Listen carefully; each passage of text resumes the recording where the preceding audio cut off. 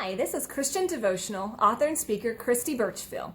We're going to look at our devotional for today. Today, the topic is relationships.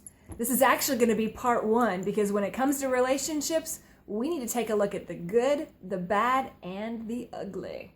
And so we're going to start today with part one, the good.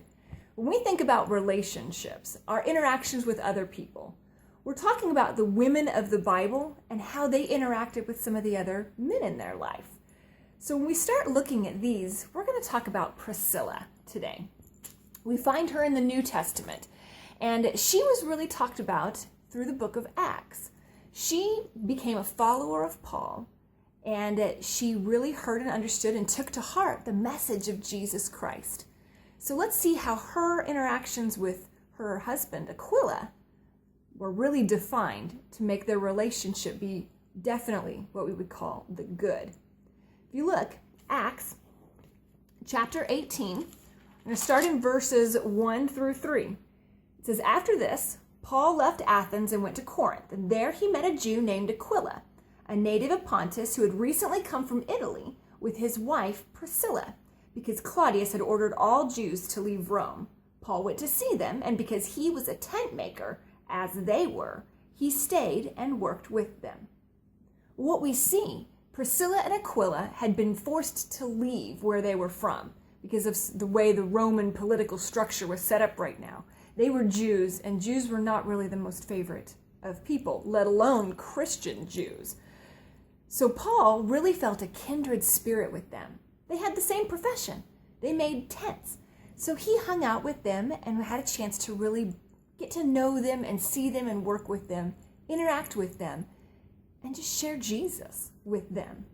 So as they talked together, you see a little later in chapter 18, down at verse 18, we see where it says, "Paul stayed on in Corinth for some time, and then he left the brothers and sisters and sailed for Syria, accompanied by Priscilla and Aquila. Before he sailed, he had his hair cut off at a Chantry because of a vow he'd made. They arrived at Ephesus, where Paul left Priscilla and Aquila, and he himself went into the synagogue."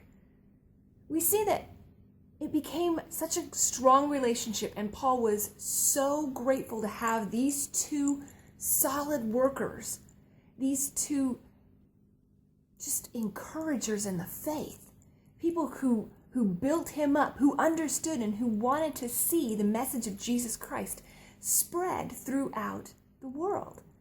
And you always hear them together. It's Aquila and Priscilla, and now it's Priscilla and Aquila.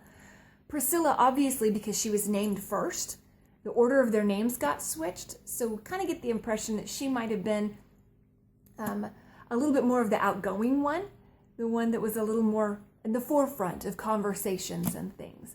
But they're always together, and so their relationship is focused together on knowing and understanding and following Jesus Christ. We see a little bit later, even in that chapter, chapter 18, we get down to verse 24. It says, "Meanwhile, a Jew named Apollos, a native of Alexandria, came to Ephesus. He was a learned man with a thorough knowledge of the scriptures. He had been instructed in the way of the Lord and spoke with great fervor and taught about Jesus accurately, though he only knew the baptism of John. He began to speak boldly in the synagogue, and when Priscilla and Aquila heard him, they invited him to their home and explained to him the way of God more adequately." You see those things that Paul had done for them when Paul and Priscilla and Aquila were together and learning more about Jesus and having that come and walk with me, live with me, learn with me experience that they had together. They just went and duplicated that with somebody else. They met Apollos, who was passionately excited about Jesus Christ, but needed a little bit of fine-tuning and a little bit of additional knowledge, a little bit of more polishing, as it were. Priscilla and Aquila realized the excitement and the zeal that he had, so they said, "Hey, come on over, hang out with us for a bit. Be with us, live with us, learn about Jesus with us, so that we can walk through this together."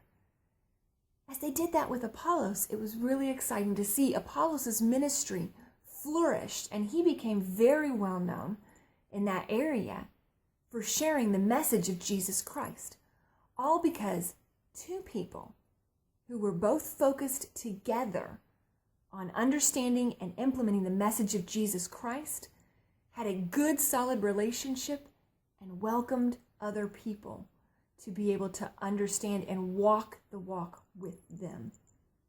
That's all discipleship truly is. And if we have that relationship with our spouse or our significant other, we can have such a profound impact together as we're working to acknowledge and honor God in all that we do. Well, that's the good part of relationships. Sometimes things don't always go so good. So we'll look at part 2 on relationships next week. We look at the bad, and then we'll hit part 3 the week after that with the ugly. But thank you so much for joining me today. I appreciate it, and I hope that you will continue to live out the word while you live in the world. Thanks.